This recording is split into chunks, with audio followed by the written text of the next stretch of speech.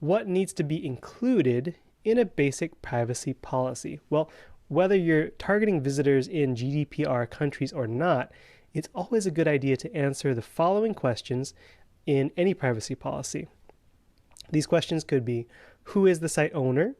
Who does a visitor need to contact about their rights and their contact info? What data is being collected? How is it being collected? Why your site is collecting the data, for what purpose. For example, are you collecting info such as names, email addresses, IP addresses, phone numbers in order to sell or send items for print or email marketing, for your general announcements, for your customer service, or for something else? You need to detail what you're going to do with this information. What third parties will have access to the information, such as we mentioned, Google Analytics, Facebook, payment processors, etc., anybody who's not you. What rights do users have? Can they request to see the data that you have on them? Can they request to rectify, erase, or even block their data?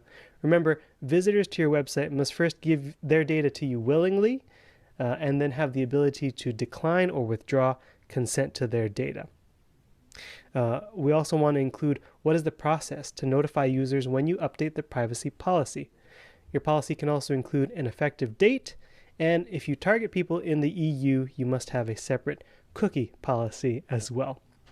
Yes, we know this is a lot of technical information, right? So how do we write it so that it will pass the test of law, even if we're not attorneys?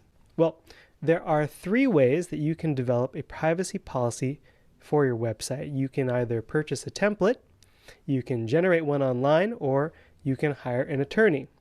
You can also use a combination of generating a policy or using a template and using an attorney. That's technically 4 ways.